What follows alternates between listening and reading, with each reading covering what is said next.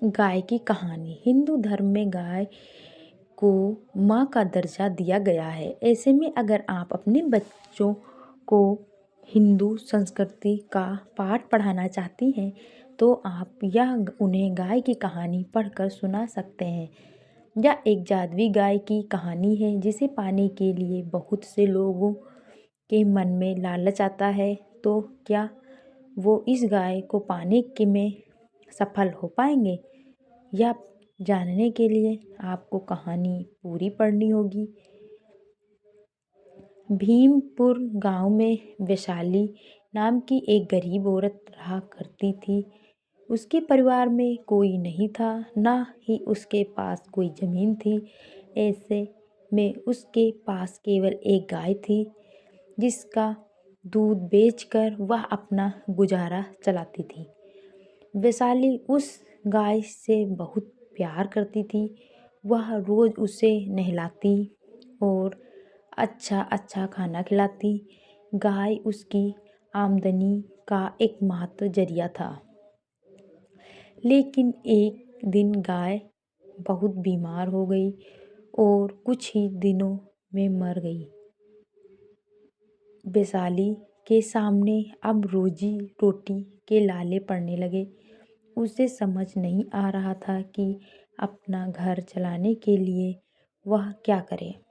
कुछ दिन तो गाय के मरने का शोक मनाती रही, लेकिन एक दिन वो अपनी पड़ोसन के पास गई और उससे बोली,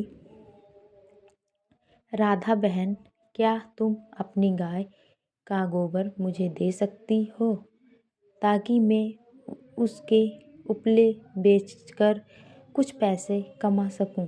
राधा यह सुनकर चौंक गई, लेकिन फिर सोचा, गोबर ही तो है, दे देती हूँ, क्या ही हो जाएगा। वैशाली अब रोज़ उसकी गाय का गोबर ले जाती और थोड़े बहुत पैसे कमा लेती। काफ़ी महीने बीत गए, सब कुछ सही चल रहा था।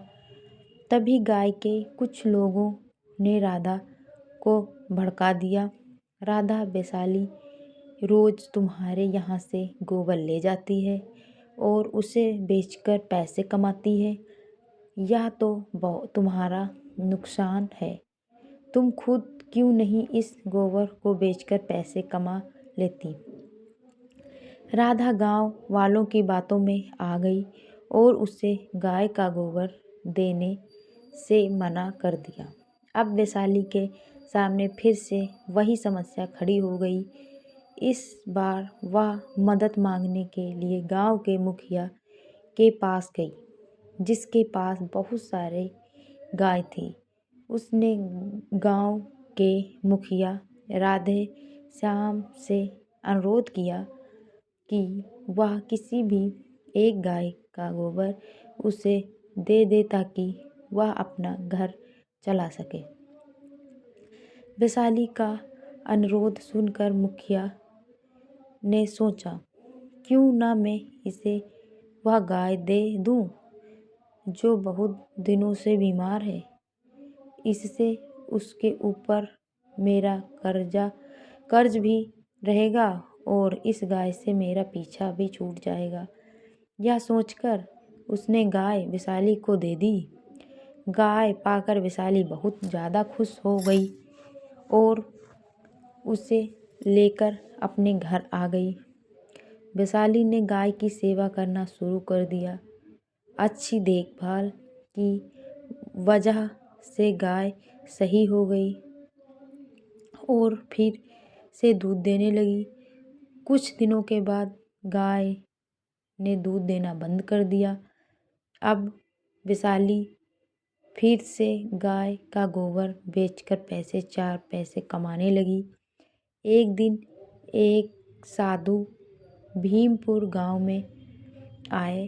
वैशाली के घर के बाहर जाकर उन्होंने उससे भोजन मांगा। वैशाली के पास बहुत ही कम खाना था। ऐसे में जो खाना उसने अपने लिए बनाया था वो उसने साधु महाराज को दे दिया। खाना खाकर साधु महाराज बहुत खुश हुए। उन्हें पता चला कि वैशाली ने उन्हें अपने लिए बनाया हुआ खाना दिया था। उसका त्याग देखकर साधु ने हमेशा खुश रहने का आशीर्वाद दिया। जाते जाते उन्होंने वैशाली की गाय पर भी हाथ फेरा और उसे आशीर्वाद दिया। अगले दिन जब वैशाली उठी तो उसने देखा कि गाय ने सोने का गोबर दिया है। यह देखकर वह चौंक गई। फिर उसने सोचा शायद यह साधु महाराज के आशीर्वाद का असर है। अब वैशाली की जिंदगी में सब कुछ ठीक होने लगा। उसने सुधरते हालात को देखकर पड़ोसन को शक हुआ। एक दिन उसने छुपकर देखा कि वैशाली की गाय सोने का गोबर देती है। यह देखकर पड़ोसन राधा को चिढ़ मच गई। वह सोचने लगी, सोने का गोबर यह तो चमत्कारी गाय है। मुझे मुखिया जी को बताना पड़ेगा। अगर ऐसे ही चलता रहा तो यह हमसे भी ज़्यादा अमीर हो जाएगी। राधा ने जाकर सारी बात मुखिया को बता दी। अगले दिन मुखिया वैशाली के घर जाकर गाय को अपने घर ले आया। सुबह जब मुखिया उठा तो उसने देखा कि उसका घर गोबर से भरा हुआ है और चारों तरफ बदबू ही बदबू है। वह सोच ही रहा था कि तभी आसमान में से भविष्यवाणी हुई, तुमने गरीब लड़की से उसके पैसे कमाने का जरिया छीना है। अगर तुम यह गाय उसे नहीं दोगे तो तुम्हारा घर ऐसे ही गंदगी से भरा रहेगा। मुखिया को अपनी गलती का एहसास हो गया और उसने वैशाली को फिर से वो गाय लौटा दी। वैशाली अब खुशी खुशी अपनी जिंदगी जीने लगी। इस कहानी से हमें यह सीख मिलती है कि कभी भी किसी का बुरा नहीं सोचना चाहिए। दूसरे के धन पर बुरी नज़र ना रखें। भगवान ने जितना दिया है उसमें खुश रहना सीखें। अगर आपको हमारी कहानी पसंद आई हो तो कमेंट में ज़रूर बताएं और हमारे चैनल को सब्सक्राइब करें। तब तक के लिए नमस्कार।